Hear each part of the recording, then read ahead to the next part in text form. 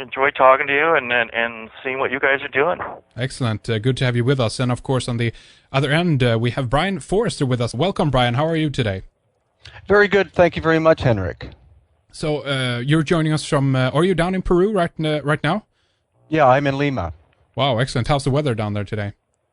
It's about 18 degrees Celsius and overcast, but this is supposedly winter here, so that's fine with me since I'm from Canada. That sounds good. Okay, excellent.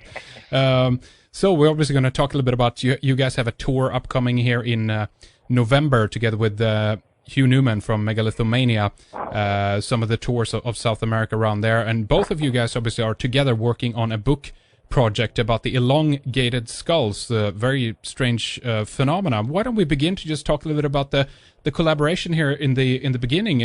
David, you have written, obviously, as I mentioned before, a little bit about some of the different mysteries around the world, the mystery of the Olmecs, the technology of the gods and so forth as well, and before that as well, you wrote about the crystal skull. So for you, from your perspective, this is not that much of a leap, if you know what I mean, David, right? Yeah, right, Henrik. And in fact, in a lot of my books, my Lost Cities books, and in the mystery of the Olmecs, I do discuss cranial deformation, these strange elongated skulls, and they're found all over the world, including remote islands, in South America, in Central America with the Olmecs, even up in Canada, and of course in Iraq and Malta, Vanuatu. The ancient Egyptians did it. Was a worldwide and strange phenomenon. And Brian, you've been doing tours of the Inca Empire, of course, as well. When did you get into the idea of elongated skulls? And so tell us a little bit about that, Brian.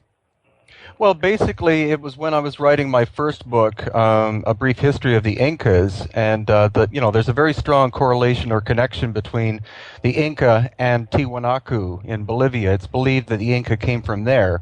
There's a small museum in the basement of the Coricancha, which is the spiritual center of Cusco, and there they have elongated skulls on display, which state that they're Inca. So from there I thought, well, I've heard that the Inca were a special, group of people or sub-race, so I traced them back to Tiwanaku, and there again you have the elongated skulls, and so I thought, well, there must be possibly a genetic component to it.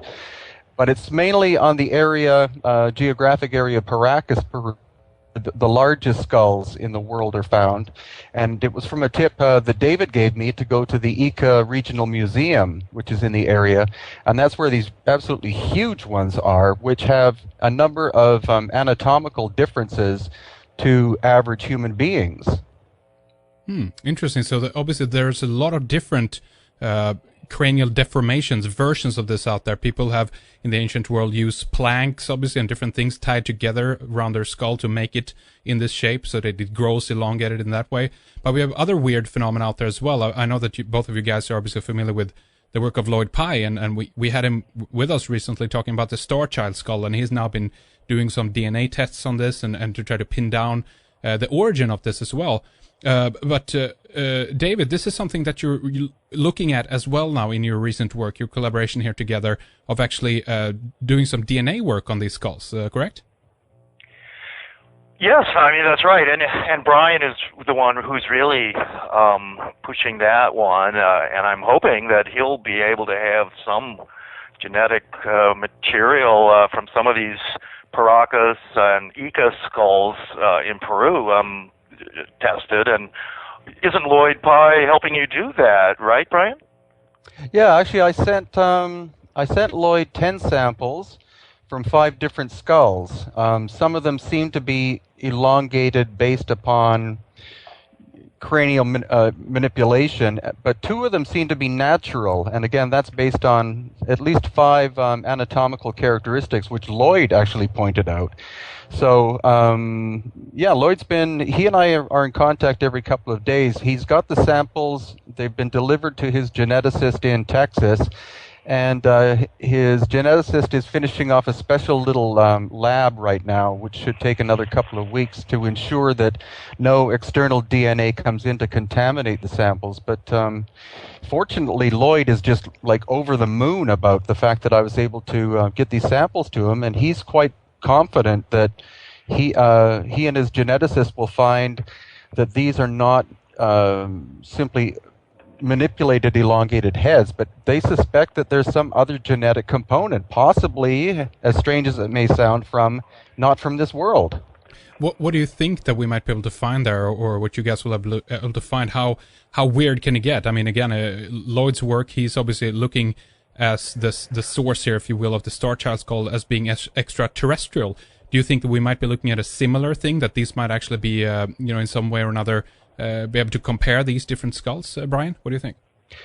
Well, I really don't, I actually come from a scientific background, so I don't like to speculate too much, but, the little that I will speculate on this topic is that it seems that the elongated skulls, the natural ones, which are found around Ica and Paracas, which date back at least 3,000, if not more like 6,000 or 7,000 years, they could have a genetic component from possibly Sirius or the Pleiades star system, as odd as that sounds.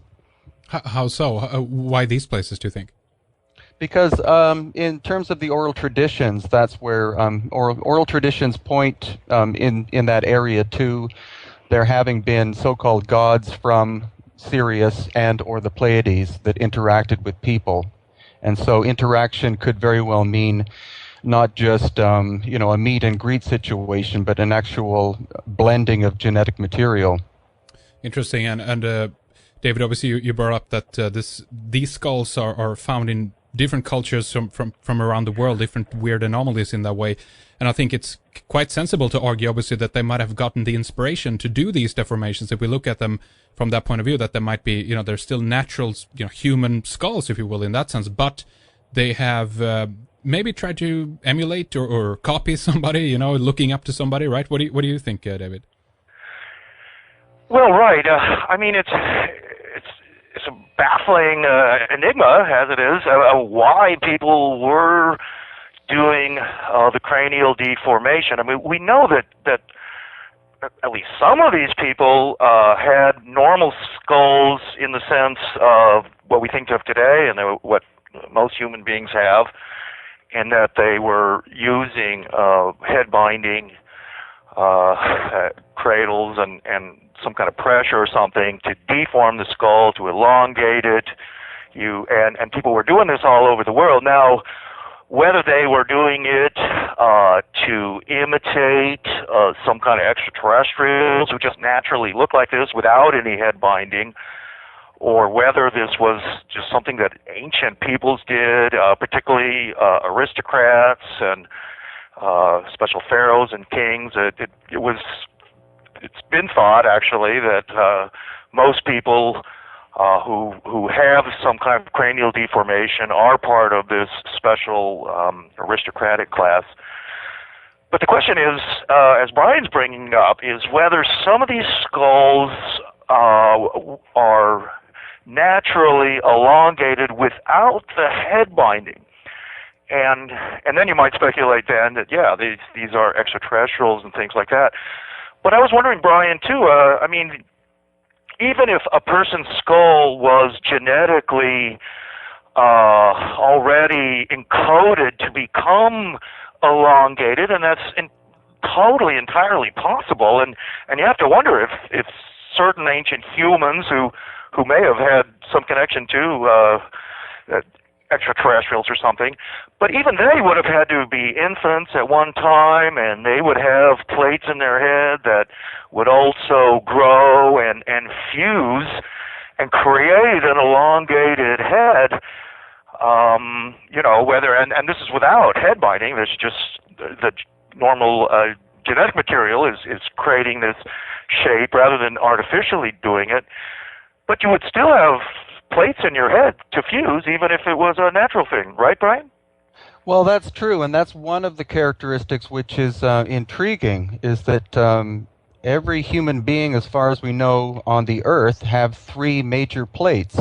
There's the frontal plate, and then behind that there are what are called the parietal plates, and there are two of them that come together. So you have the three of them that grow together and then fuse at a certain point. making the shape, and that's why a baby's head could be manipulated early to alter its shape, but you can't increase the volume, and that's that's one of the puzzles. But that's one thing that Lloyd pointed out, is that I sent him photographs of many of these skulls, and with two of them, there seemed to be only a single parietal plate and a single frontal plate. And he said, "Can you see any kind of fine, fissure that would show signs of the suture?" And I practically stuck my eyeballs up against them, and there is no sign whatsoever. So there are skulls that only have two plates, meaning that as they grew, as the skull grew, it would have a different genetic blueprint or genetic formula to tell it what to do. And so that is the first characteristic that shows us that these aren't quote-unquote normal human beings. So there might be a genetic difference here then, and hopefully this is something that might become clearer after more DNA testing is done on the skulls. Now, Brian, do you know how that goes and timelines on that? Because I know that it could be an excruciatingly long waiting period and time to get some of these tests done, right?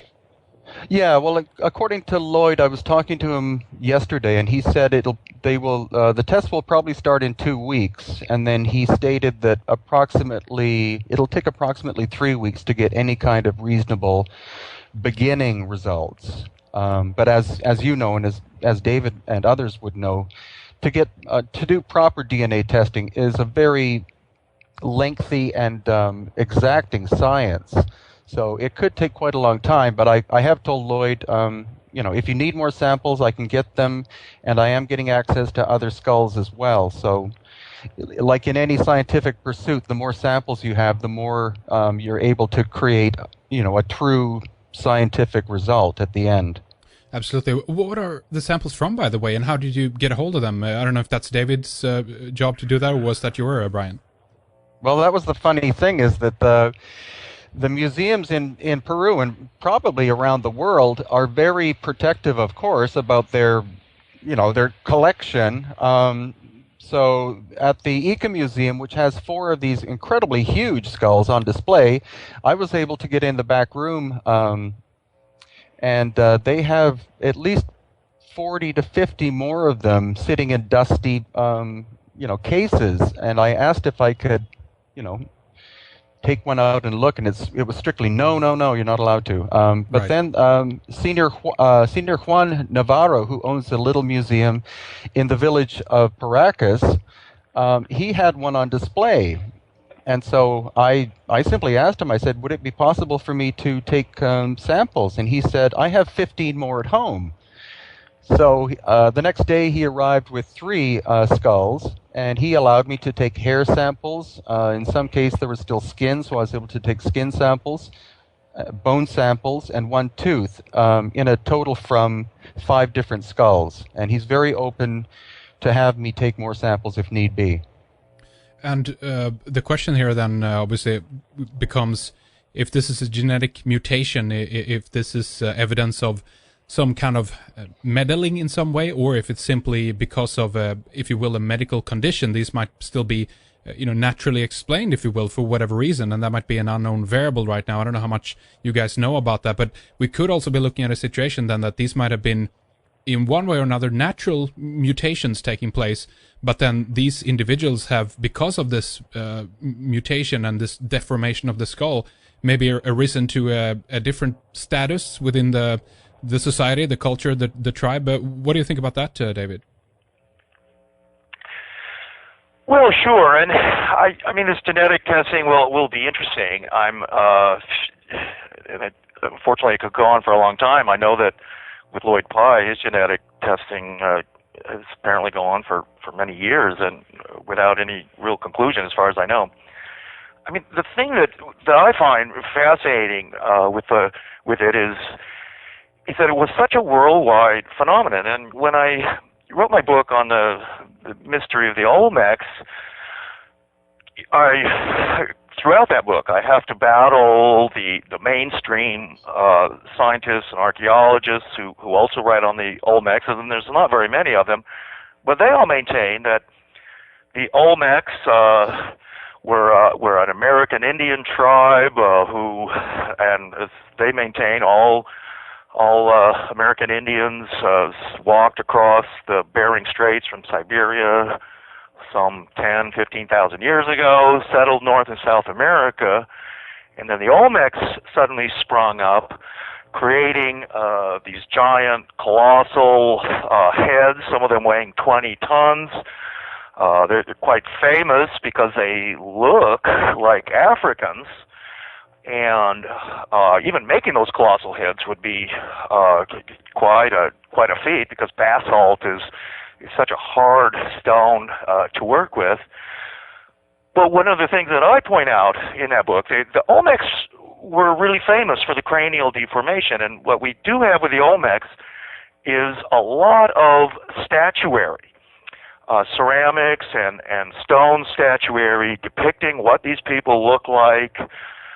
Even oftentimes they're holding babies in their hands or in a cradle. There's certain motifs particularly famous for the Olmecs. But what I found was that the mainstream archaeologists barely mention the cranial deformation, although with the Olmecs that's particularly famous. And as you go to the museum in Mexico City, there's a great Olmec museum in Jalapa, Mexico, near Veracruz. And as you look at all that statuary, the Olmecs, nearly all of them, had some kind of cranial deformation. But the mainstream archaeologists are basically ignoring this, and they hardly even discuss it. And what I surmise in my book, The Mystery of the Olmecs, is that they don't want to talk about cranial deformation because it was such a worldwide phenomenon and would basically indicate that the Olmecs, like other cultures, were in contact with other continents, transoceanic voyages across the Pacific and across the Atlantic. You have all the similarities between certain Egyptian pharaohs, particularly the Otanists of ancient Egypt, Akhenaten and Nefertiti, King Tut even, their daughters Meritaten and Meketaten, that they also have these elongated skulls. The Kurds in Iraq were doing this, and people were doing this right up until the 1940s and 50s. We have photos of people who have their heads bound in Africa and Vanuatu, also in the Kurds. But the mainstream has decided, not to really look into this because it tends to draw connections to all these ancient civilizations, because cranial deformation and these elongated heads, it's a very unusual thing to do, yet it was done around the world, on literally every continent. Absolutely, and we think at first when we scrape the surface, we see that this is a prominent tradition, if you will, then in many of the South American countries, or at that time regions. Obviously, the different cultures over there were doing it. Then when we begin to look a little bit closer, as you mentioned, David, we can see that it was practiced in Egypt. I personally have been really interested about all the deformed skulls that have been found on Malta. Malta, that's right. Yeah, Malta also. And some of those skulls in Malta, like Brian was saying, are unusual in that they appear not to have the normal plates in the head that we would expect to see. And so it has also been surmised, as Brian is saying, about some of these Paracas and Ica skulls, that, even though they're elongated and obviously deformed, but that those skulls may not be the result of some kind of artificial head binding, but these people actually looked like that. It's very, very strange when you think about it. And then, if we look further, there is stories, at least at this point. I don't know if there's been any finds, but different East Germanic tribes were apparently into this, particular tradition, or whatever you want to call it, as well. How far up did it go? Do you think, David? Are we do you know about stories further up in Northern Europe, maybe stretching into Asia as well? Yeah, sure. And in fact, if you, in my sort of recent studies on this, I found that, as you go into actually Siberia, Mongolia, and ancient China, these guys are also depicted with these weird elongated skulls. And in fact, these are mainly paintings, actually, we have of these Taoist and Confucianist masters, supposedly, and they have also these elongated skulls and sometimes squared off. I mean, they're obviously deformed. They look very much like the Inca skulls, and particularly with the Chinese skulls and some of the Olmec skulls, there's a strange cleft in the top of the skull, and we call this the W formation. Sometimes they call them the pumpkin heads or something, where you not only have this elongated skull, but then at the top is this indent, so that a person's skull, in a sense, looks like an M or a W kind of feature. And particularly with these ancient Chinese skulls, that's very pronounced. Another thing that goes along with all this skull deformation as a worldwide thing, and something that's still popular today, it's had a huge resurgence, is this other types of body manipulation and mutilation, wearing all kinds of tattoos, of scarring, of even changing the face and the teeth, creating some kind of almost werewolf face or something like that. All the piercings that are popular today, and of course tattooing and whatnot. And that's something too that ancient people did a lot of. And it's sort of like, well, there's nothing new under the sun.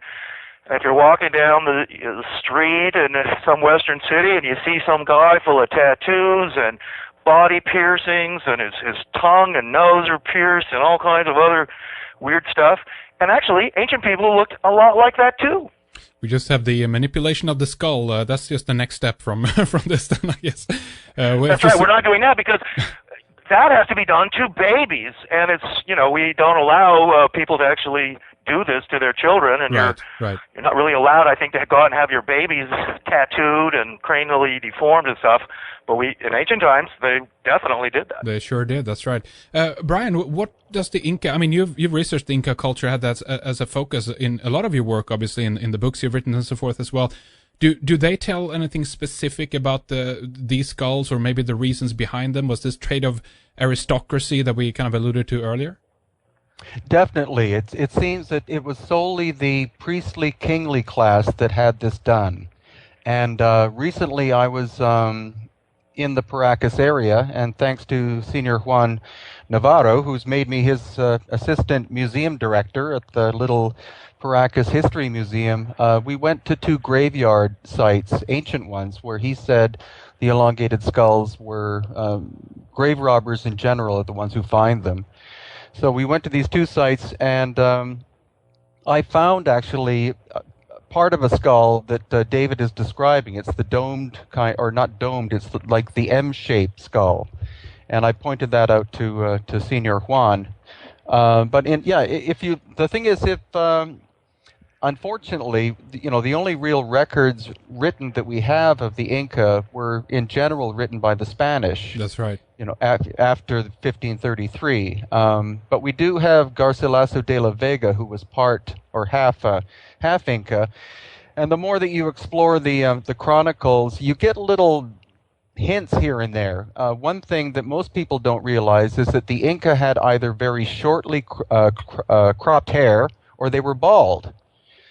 Because all the paintings, that are famous, which were done by the Spanish, show them with long black hair and that sort of thing, which is completely untrue. So what I'm theorizing, and others are theorizing, is that the very short hair, or even the bald hair, or bald head, was done in order to show the fact that their skulls were slightly different in shape than, or maybe even greatly. And since none of the Inca mummies has ever been found, of the great high Incas. They were either destroyed by the Spanish or were secreted away by the royal family before the Spanish could get at them. We don't honestly know what the Inca physically looked like, but what we do know is that the Inca were a family of people, and in general very small in number.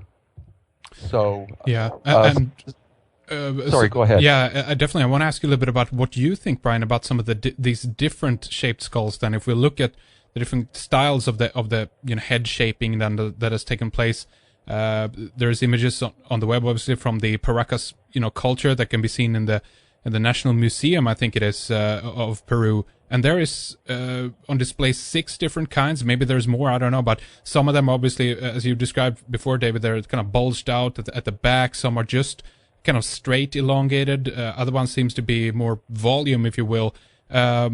Maybe there's a difference here then in what they did. Maybe this was, again, a trait of the person, if you will, in that sense. What do you think, Brian? Why the difference, if I put it that way?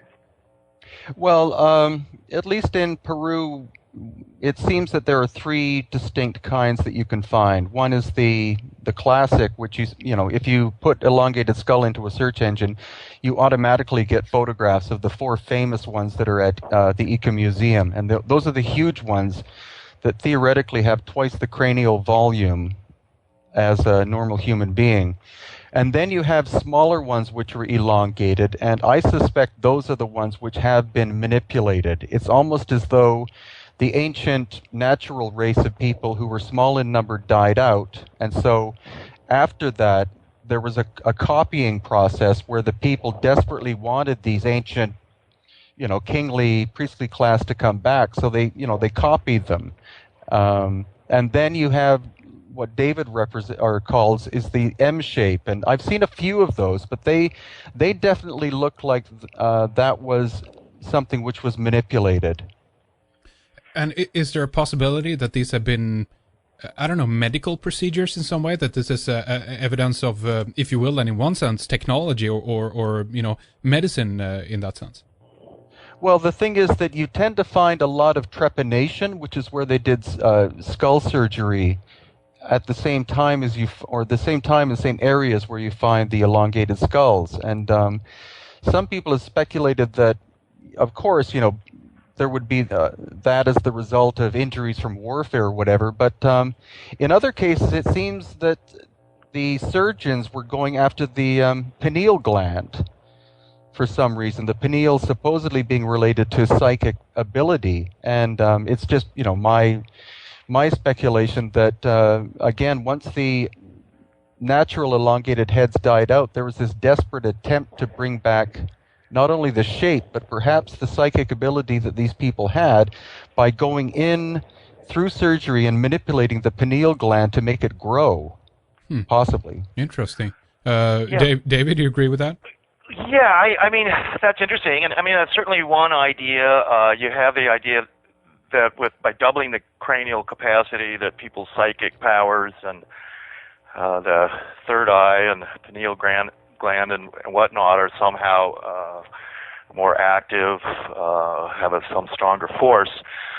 The other theory of the tree panning, and I think a more standard one, is that if you've gone through this cranial deformation, and it's going to happen to you as a very young baby, you're not even going to remember it. And one day you get up and you look in the mirror, and then you've got this long head. I mean, this is what you look like. Your own family, they all look like that too.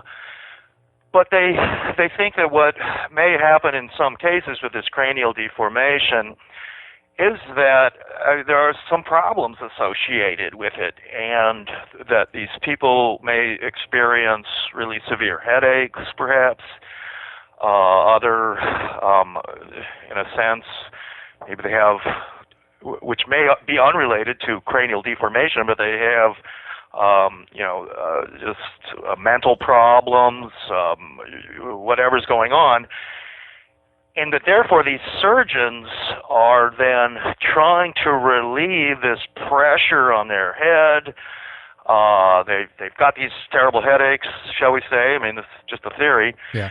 And so by doing the trepanation, which is basically cutting a hole in your head, and that, so in a more primitive sense, it's sort of like, well, if we cut a hole in your big cone head, we'll let the evil spirits out of your head or something, and you won't, all these voices you're hearing or these terrible headaches you're getting will disappear. I mean, this is one idea, and it would be a lot more primitive sort of concept, and that's part of what we have in, particularly in South America, where you have the kind of extremes of relatively primitive cultures living and literally in the Stone Age, as many Amazon Indians live. Well, at the same time, you have evidence that Tiwanaku and Pumapunku, also the giant ruins around Cuzco and in Cuzco, for that matter, Ollantaytambo, even Machu Picchu, where you have really advanced stonework, and even there's evidence of machining being used, giant saws, what we would call power tools, drilling. I was just recently at Tiwanaku and around Cuzco with Christopher Dunn, the British American engineer who's written the Giza power plant and his new book about ancient technology, advanced lost technologies of ancient Egypt.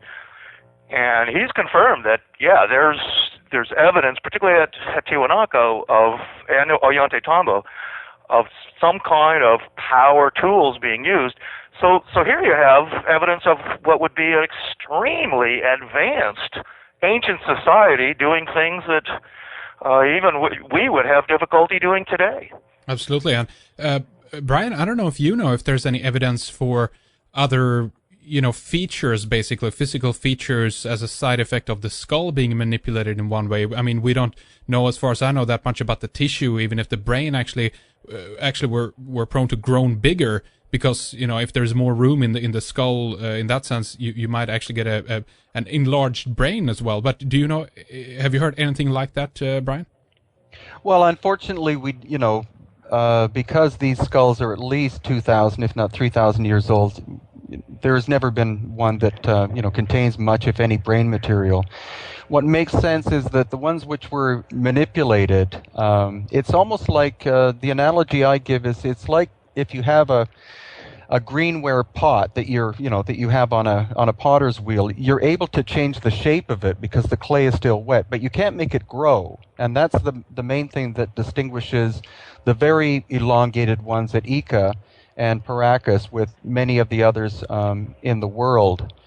But yeah, at this point, that's pure. It would be pure speculation on my part to say any more. But what David does say, has said, is very important, because it's the area of Cusco, the area of Tiwanaku, and the coast area, which is right in between them, which is where we find a lot of the cranial manipulation and elongated heads in the Peru-Bolivia area.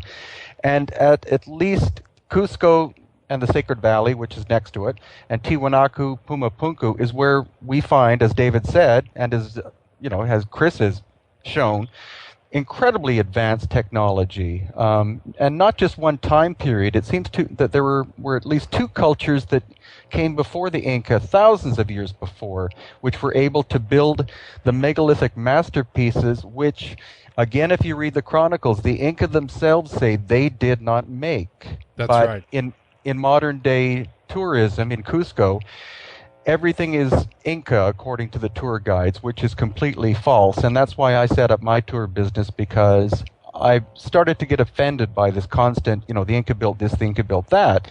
When the more you look at the physical evidence, and having someone like Chris Dunn and David Hatcher Childress there to witness, it's obvious that there were at least three cultures, the Inca being the last and probably not the most powerful in that area. Yeah. So I've always been fascinated by this because that means that we have a culture that grew large, if you will, the Incan Empire, that basically just moved in, as far as I understood the situation, to where these incredible monuments were, the pyramids and so forth as well. What happened there in that sense? And have you, Brian, gotten any closer to the answer of who actually built many of these monuments then? Well, unfortunately, we don't have proper names for the people, but that's kind of typical of the area. For example, some of the listeners might have heard of the Chachapoyas culture. They were supposedly a very light-skinned, possibly blonde hair or red-haired people with light-colored eyes. But their name, Chachapoyas, was given to them by the Inca, and they only disappeared about 500 years ago. So we know very little about them. Going back several thousands of years, what seems to have happened was clearly there was a great earth cataclysm, supposedly in the nature of 11,000, 12,000 years ago, that caused devastation around the planet. And I believe, and others believe, that what we're seeing in terms of the old vestiges or the old beautiful, perfectly built structures are those that were made by master engineers and builders, and they were able to build them to withstand huge earthquakes. So that's probably why they're still standing, is that even if the earth was perhaps hammered by a meteor or something 12,000 years ago, these structures still remain. But unfortunately, we're still researching, and I'm avidly trying to find old Quechua, which is the native language of the Inca speakers, to be able to teach me and others the oral traditions. How much, I want to ask you obviously about this as well, David, but before we do that, how much have you been able to find in terms of the oral tradition then? Because again, unfortunately, as far as we know, much of this is not written down. We have symbols on some of the monuments here and there, of course, that reveals somewhat of the information, but is there still an oral tradition as far as you know, Brian, out there? Well, it's very difficult, and it's actually much more difficult than most people would would know. The fact is, the Spanish were ruthless when they came here, and the first thing they did was eradicate the belief system by destroying as best they could, the old religion. Yeah. And that an obvious example is the Coricancho, which was the spiritual center of the entire Inca civilization. That was the first building that the Spanish immediately went into and destroyed down to the ground, the Temple of the Sun. They of course stole the gold, but they physically removed every single stone so that wouldn't exist. And on top of that, they built a huge church, and that's happened again worldwide, especially in Europe, where yes, it's a great technique of colonization, that the first thing you do is you build your religious structure on top of an existing one, and in that way, the people of the area will still go there out of reverence for the site. I want to focus a little bit more on that after that as well. But David, I want to ask you about what you speculate in terms of origins of some of the builders and so forth. You've both written and obviously theorized quite a bit of this. Would you attribute the majority of this back to the Olmecs, or do we need to go further? What do you think? Well, there's an interesting clue actually to the origins of the Incas and of the builders of Tiwanaku. Which was before the Incas, and by the way, I want to say that Brian, the Spanish weren't able to totally dismantle the Coricancha Sun Temple. I mean, they did rebuild it into a church, which you see today, but many of the original walls are still standing on the inside and outside. So the Spanish weren't even able, even though they tried, to totally dismantle that structure. I mean, that was part of the thing. A lot of these megalithic structures, particularly the ones around Cusco, I mean, they're so well built and interconnected that they can't even really be destroyed. But here's the interesting thing there too, and this is in the spring issue of our magazine World Explorer, and just when we were there in January and February with Christopher Dunn, was there's something new going on in Bolivia, and that is that there's a new museum in La Paz, and in that museum this archaeological museum there in the old town of La Paz, is this strange ceramic bowl, and that is called the Fuente Magna bowl. And it was discovered near Tiwanaku around 1960 and was kept in a private collection. It was then given, in a sense, to the Bolivian government, who did not put it on display until just about 2 years ago. And what's astonishing with this ceramic bowl is that it has two different kinds of strange writing. One is Sumerian cuneiform, and so Sumerian writing is on that bowl. And then there's also a strange hieroglyphic language there. Now this is very significant because, first of all, mainstream archaeologists say that there was never any kind of writing in South America. And yet now we have, in a government museum in La Paz, we have a bowl with Sumerian writing. There's also a statue that was found near Tiwanaku too, and it also has Sumerian cuneiform writing on it, and that's a granite statue. And photos of these, and even some translations from Sumerian scholars are in the issue of the magazine of World Explorer.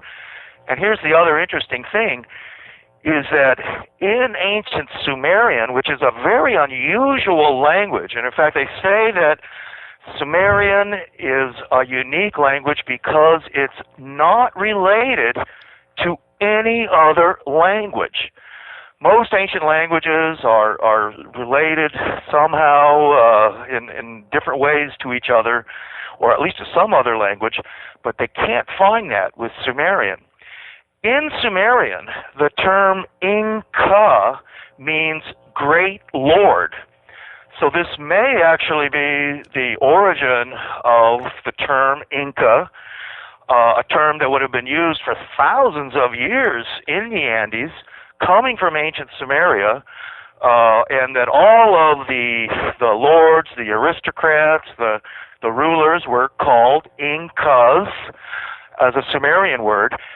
And now what they're thinking is that there is one language in the world that is related to ancient Sumerian, and it's the Aymara language of the southern area of Lake Titicaca and Tiwanaku and around La Paz and that area. So suddenly we have this Sumerian South American connection, and in fact it would appear to be that if the Sumerians were somehow connected with the building of Tiwanaku, and we're talking some high-tech quarrying and building, that at least they were somehow there at that time. And if they weren't the builders of that ancient city, then they were somehow with those builders and even giving their language to that area. So how about that? Right. Well, that's really interesting. The Fuente Magna, this bowl, could that might have been a gift maybe between the cultures? Again, we might be seeing the early days of trading happening right there between the continents, David. What do you think? Well, right, and this is all diffusionism, transatlantic, trans-Pacific voyaging around the world. I've written in my books about ancient vimanas and airships. Just like today, we've got aircraft and airships, we've got spaceships and stuff like that. And of course, we still have lots of big boats and ships, from giant oil tankers to private yachts and things like that. And apparently, I mean, in ancient times, people were voyaging around the world in boats, crossing oceans. Oceans are highways, not barriers, as some archaeologists try to tell us. I mean, the easy way to go from place to place is not to walk everywhere, but is actually to get into a boat and go along the coastal areas or just cross an ocean, go in the currents. We know ancient people did that. The Polynesians managed to settle remote islands like Hawaii and Easter Island exactly that way. There's no reason why they wouldn't have actually made it all the way to North or South America And in fact, it would seem unusual if they did. And that's where we have to focus again on the mystery of Easter Island and all those giant statues there. They're also coneheads. Those statues are people with cranial deformation as well. How about that? It's very interesting hearing about this, the communication that was happening between the different cultures, and we hear, as you say, David, always a no-no on that, although we have people like Tor Heyerdahl that we previously talked with you about, obviously, David, as well. Brian, what do you make of that, the example of this bowl that's been found here close to the shores of Lake Titicaca and finding kind of a proto-cuneiform or Sumerian language on that? Oh, I think it's, very, very plausible, including, there have been a number of artifacts supposedly found in Ecuador which have proto, the same kind of language on them. And that, the diffusionism so-called theory, I completely go along with, which is what David believes in, and other people like Stephen Mailer believe in. And even in terms of if you start to look at the relationship of the different places you find the elongated heads, for example, with the Egyptians during the period of Akhenaten, the Amarna, and then there was a group in Sudan, just below that, which also had cranial elongation, and they migrated to the west coast of Africa. So again, they moved to the coast. The Egyptians were close, or basically on the Mediterranean. Malta is in the Mediterranean. And the oral traditions of the people of Vanuatu state that their ancestors came from Egypt via the Red Sea. So, and if you go to South America, you're talking about the fact that the natural currents of that part of the Pacific, if you're like Tor Heyerdahl on the Kon-Tiki or on any kind of boat, even without a sail, you will naturally travel towards the area of Easter Island. So it's not simply plausible; it's probable that these people were traveling and either interbreeding and or sharing characteristics and belief systems thousands of years before we give them credit. That's right, and the difficulty from our point of view, obviously, is to pin down the exact timeline on this. When did this happen? Is it one people or actually traveling, moving, if you will, in that sense, kind of like a nomad tribe, and maybe, as you said, Brian, teaching other people, intermarrying, what have you. So it might be that the culture is spreading around, but in some cases the evidence seems to suggest that we have, writing and so forth is springing up on the continents, different continents, approximately at the same time. But again, it's very difficult for us to dig into the earth and say exactly when this took place, in that sense. But both of you, obviously, you're writing a book together on this subject of the elongated skulls and cranial deformation as well. Tell us a bit about the ETA, I guess, on this and when you expect this to come out. Brian, and why don't you begin, and we'll ask David later more. Okay, well, David and I have decided to divide it up into a number of chapters, and then I am to write certain chapters, he will write other chapters, and then we'll, basically compare notes and put the book together that way. And I believe David's been talking about a timeline of around October, which I'm in complete, comfortable agreement with. Excellent. So we obviously we're able to read more about this and some of the research, and at that point, hopefully as well, even more about the DNA will be gathered, and there's a lot of data, I reckon, at this point is waiting to go into the book. David, tell us a little bit about your part of the book project. Well, right. I've been fascinated with cranial deformation, the cone heads, for a long time, and being in Malta and whatnot. It's about time for a book like this to come out with the Olmecs and cranial deformation, so much of what's going on, even at Tiwanaku, where you have these fabulous sites and unusual things, and the entire museums even devoted to them.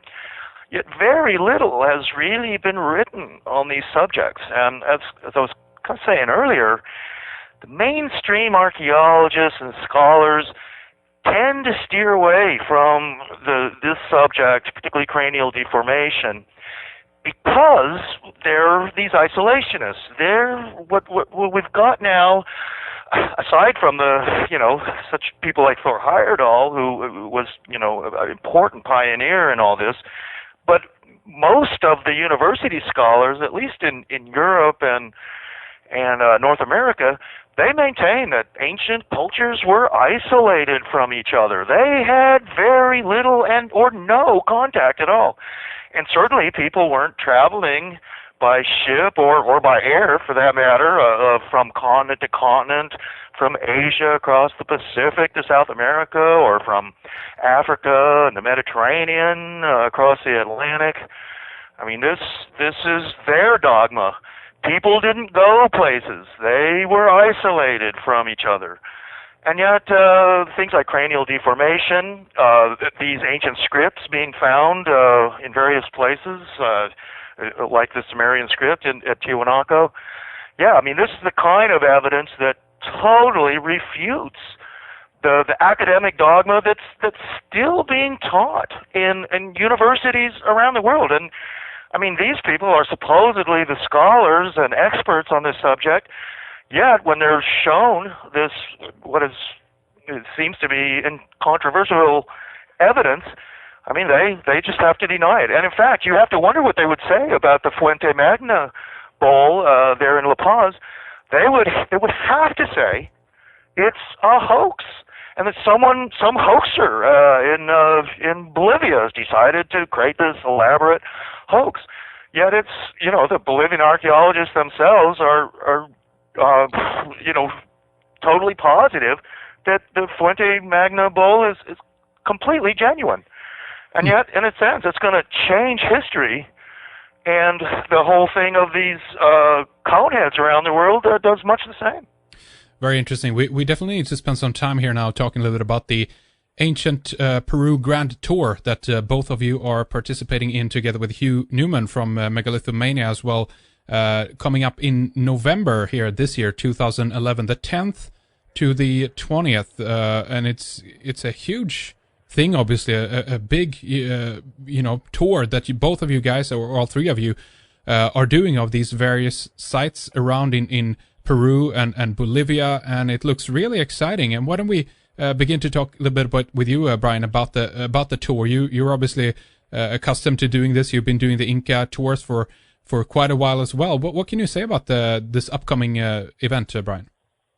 Well, basically, we're going to cover all of the major megalithic sites as well as some which are not as well known. And included in the list over that time period will be Tiwanaku, Pumapunku, the Island of the Sun in Lake Titicaca, Silistani, which is not that well known but is phenomenal, as well as Amaru Muru, which is the so-called Stargate, which is near Lake Titicaca. And then we'll be traveling by bus on the Royal Inca Road, connecting Lake Titicaca with Cusco. And at Cusco, of course, we'll be going to Machu Picchu, Ollantaytambo, all of the sites within Cusco itself, and Sacsayhuaman, with an emphasis on really looking at the structures and discussing the different time periods under which they were built, because Machu Picchu is usually talked about as having been built by one Inca called Pachacutec about 500 years ago or less. But we, and David as well, has seen this, and it's on one of his DVDs with Chris Dunn, is that we can clearly see three different time periods of construction going back several thousand years. The most famous one is the Intihuatana, which is called the Hitching Post of the Sun, and that one is clearly thousands of years older than the Inca civilization. It looks like a tremendous opportunity for those who will be able to go on this, obviously, as well. It's so many exciting places and sites, obviously, to see: Tiwanaku, Puma, Punco, and then obviously going to Cusco and so forth as well. David, what can you say about the tour? What are you looking forward to the most, I guess? Oh, I always love going to Peru and Bolivia and just South America in general. It's just a fantastic land of mystery and adventure. My company is called Adventures Unlimited, and Peru and Bolivia are exactly that. It's just so fantastic down there. So I'll be flying down to Lima with the group, meeting them there. Brian's already there. Hugh Newman from Megalithomania will be coming along, and then we'll be flying to Lake Titicaca. We'll be going to Tiwanaku early on in the trip. We'll be going to the museum in La Paz to see the Fuente Magna bowl and spending time looking around Pumapunku. And then just the megalithic sites all through all that area, culminating with Sacsayhuaman and Ollantay Tambo and Machu Picchu. It's just something that everybody should see. And I mean, I've been down there a dozen times, and I never get tired of it. I can't wait for this trip. It'll be great. Yeah, that's right. And then there's an extension as well to this. You're going to go and see the Nazca lines as well, right? Yeah, that's right. I think that is an extension, and we would do that at the end of the trip when we return to Lima, and then we'll go by bus south down the coast. And we would actually be visiting Ica and Paracas as well. So Brian hopefully will give us a personal tour of some of these private museums, and we'll see some of these unusual conehead skulls, right up close, and you get to see them for yourself. And I mean, they're astonishing in themselves right there. Absolutely excellent. I want to give out the website for that as well, so people can obviously read more about this, check out some of the sites there, and all the details are obviously collected on one page. You guys can go to megalithomania.co.uk and then /Peru 2011.html, and obviously I will link this up on redicecreations.com as well, so you can click through and check out the tour. I mean, this would be a once in a lifetime, obviously experience of going there, checking out some of these areas and seeing it for yourself, and obviously have a three great tour guides with you as well in the process as well. So before we wrap things up for this time, we want to ask you to give out your websites and stuff like that as well, guys, so people know where to go to find out more about your work individually. Brian, why don't we begin with you? You have the Inca tours, obviously, that you're doing on the side of this as well. You have a couple of books out there as well. Tell us about your websites and your books as well. Yeah, my website is hiddenincatours.com. Hidden Inca Tours. And tell us about some of the book titles you have out there. Okay, well, I've got actually 4 books out right now. I'm just finishing off a 5th one. My first book is A Brief History of the Incas, which is in print and also available as an ebook. And David's Adventures Unlimited Press is the only distributor in the world for that in the print version. So any inquiries about the actual print book goes through Adventures Unlimited Press. And then the other books are available as ebooks through Amazon. I've got one about the ancient history of Hawaii. And then I have another one which is a companion book for people who wish to travel around Cusco and the Sacred Valley and look at the megalithic structures from the viewpoint that David and I have been, explaining. And then I have one very small book solely about Machu Picchu, again explaining it from the viewpoint of it having been built over 3 different time periods. And the book I'm working on right now, which should be, I'll have the first version of it finished within a few days, is called The Inca Before the Conquest, and it will cover the period of the Inca from their origins up until the arrival of the Spanish. And what I want to do with that one is basically explain how, in a detailed manner, the Inca expanded their civilization from first arriving in Cusco up until the day when the Spanish arrived, but including nothing of the Spanish. I see. And then you've been featured. That's still upcoming, I think, though. The Ancient Aliens, the TV series. You've been filming for that, right? Oh, that's right. I'm in 4 episodes of season 3 of Ancient Aliens. I believe the first episode is July 28th, and there are 16 episodes in total. I'm in 4, and David is in at least 1. I'm not sure how many more he's in.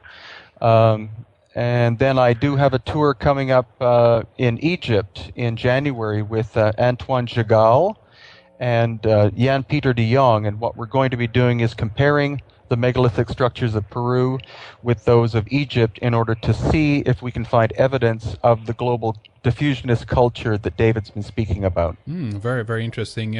Again, then, for more information about Brian's work, go to hiddenincatours.com. We will link that up as well. David, I will ask you to do the same as well, of course. Talk a little bit about some of the books you have out there and your websites as well, of course. Right. I've started my own publishing company back in the 1980s, and I'm the author myself of over 20 books, and we published nearly 300 over the last 25 years, and that's our Adventures Unlimited Press. We have a website called adventuresunlimitedpress.com. You can see a lot of our publications and DVDs, as Brian's book and Christopher Dunn's and many others, and Graham Hancock and Robert Bivall and all kinds of people. I'm, well known really for my archaeological books. I did a whole series of books called Lost Cities of South America, one of North and Central America, one of Africa and Arabia, one on China, Central Asia, and India, one on Europe and the Mediterranean, and one all about Pacific islands. And in those books, I look at all the different mysteries, megalithic cultures, diffusionism. There's even stories of giants and lost treasures. Sunken ruins have always been interesting to me. I'm a big believer, actually, in ancient civilizations going back 10, 20, 30,000 years, and including Atlantis and things like that. And I've well known recently for a book, actually, which I wrote about 10 years ago, The Technology of the Gods, and I did a Red Ice interview on that one, as you mentioned earlier. Absolutely. My last book, actually, which was about a year ago or so, was a little bit of a departure from me. It was a cryptozoology book on called Yetis, Sasquatch, and Hairy Giants. And in fact, that book's been published in Kathmandu as well. And nearly every year I go to the Himalayas, often to Nepal or Sikkim or places like that. And I've always been fascinated with Yetis and Sasquatch. So that book is out now, and that has a color photo section as well. And I did the Olmec book a few years ago. But I continue to travel all over the world. I love going to all these places. I'm planning in September to go to Bosnia and to a conference there and check out this Great Pyramid of Bosnia. I suppose you've talked about that on Red Ice as well. Absolutely. That's a really, really interesting one. And is that the first time you're heading over there then, David? Yeah, this will be the first time. Yeah. And I'll plan to do probably just an article for our magazine, World Explorer, which is all about mysteries, archaeological and cryptozoology around the world. And we have a separate website for our magazine. It's called the World Explorers Club, and our website for that is wexclub.com, WEX club.com. So I hope people will check that out. My first book, A Brief History of the Incas, and there's a very strong correlation or connection between the Inca and Tiwanaku in Bolivia. It's believed that the Inca came from there. There's a small museum in the basement of the Coricancha, which is the spiritual center of Cusco, and there they have elongated skulls on display, which state that they're Inca. So from there I thought, well, I've heard that the Inca were a special, group of people or sub-race. So I traced them back to Tiwanaku, and there again you have the elongated skulls. And so I thought, well, there must be possibly a genetic component to it. But it's mainly on the area, geographic area of Paracas, Peru. The largest skulls in the world are found, and it was from a tip that David gave me to go to the Ica Regional Museum, which is in the area, and that's where these absolutely huge ones are, which have a number of anatomical differences to average human beings. Interesting. So obviously there's a lot of different cranial deformations, versions of this out there. People have, in the ancient world, used planks, obviously, and different things tied together around their skull to make it in this shape so that it grows elongated in that way. But we have other weird phenomena out there as well. I know that both of you guys are obviously familiar with the work of Lloyd Pye, and we had him with us recently talking about the Star Child skull, and he's now been doing some DNA tests on this and to try to pin down the origin of this as well. But David, this is something that you're looking at as well now in your recent work, your collaboration here together of actually doing some DNA work on these skulls, correct? Yes, I mean, that's right. And Brian is the one who's really pushing that one, and I'm hoping that he'll be able to have some genetic material from some of these Paracas and Ica skulls. They could have a genetic component from possibly Sirius or the Pleiades star system, as odd as that sounds. How so? Why these places, do you think? Because in terms of the oral traditions, that's where oral traditions point in that area to there having been so-called gods from Sirius and or the Pleiades that interacted with people. And so interaction could very well mean not just a meet and greet situation, but an actual blending of genetic material. Interesting. And David, obviously you brought up that these skulls are found in different cultures from around the world, different weird anomalies in that way. And I think it's quite sensible to argue, obviously, that they might have gotten the inspiration to do these deformations. If we look at them from that point of view, that they might be, they're still natural, human skulls, if you will, in that sense. But they have maybe tried to emulate or copy somebody, looking up to somebody, right? What do you think, David? Well, right. I mean, it's a baffling enigma, as it is, why people were doing the cranial deformation. I mean, we know that at least some of these people had normal skulls in the sense of what we think of today and what most human beings have, and that they were using head binding cradles and some kind of pressure or something to deform the skull, to elongate it. And people were doing this all over the world. Now, whether they were doing it to imitate some kind of extraterrestrials who just naturally look like this without any head binding, or whether this was just something that ancient peoples did, particularly aristocrats. Enjoy talking to you and seeing what you guys are doing.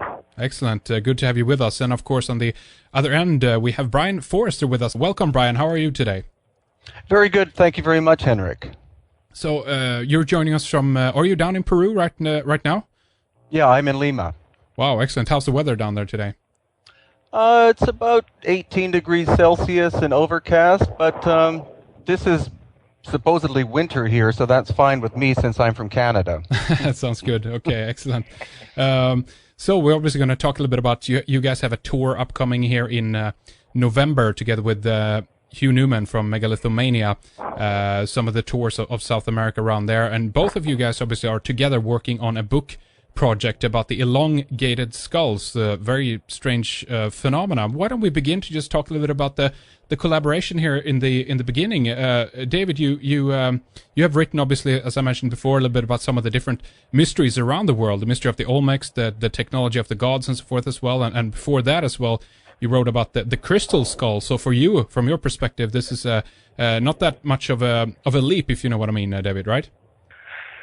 Yeah, right, Henrik. And in fact, in a lot of my books, my Lost Cities books, and in the mystery of the Olmecs, I do discuss cranial deformation, these strange elongated skulls, and they're found all over the world, including remote islands, in South America, in Central America with the Olmecs, even up in Canada, and of course, or in Iraq and Malta, Vanuatu.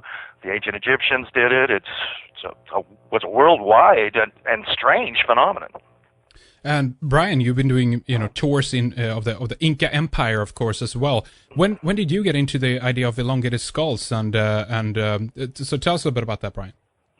Well, basically, it was when I was writing in Peru, tested, and isn't Lloyd Pye helping you do that, right, Brian? Yeah, actually, I sent Lloyd 10 samples from 5 different skulls. Some of them seem to be elongated based upon cranial manipulation, but 2 of them seem to be natural, and again, that's based on at least 5 anatomical characteristics, which Lloyd actually pointed out.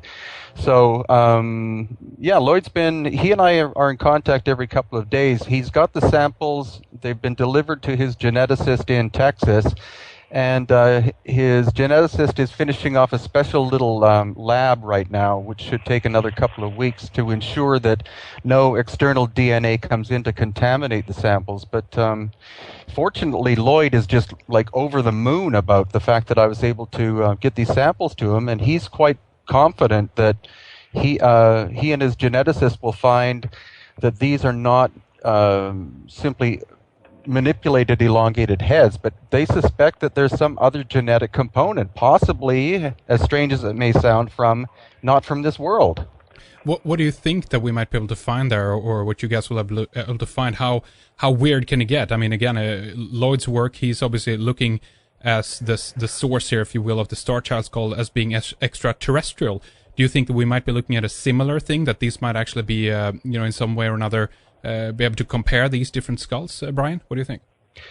Well, I really don't, I actually come from a scientific background, so I don't like to speculate too much, but, the little that I will speculate on this topic is that it seems that the elongated skulls, the natural ones, which are found around Ica and Paracas, which date back at least 3,000, if not more like 6,000 or 7,000 years. And special pharaohs and kings. It's been thought actually that most people who have some kind of cranial deformation are part of this special aristocratic class.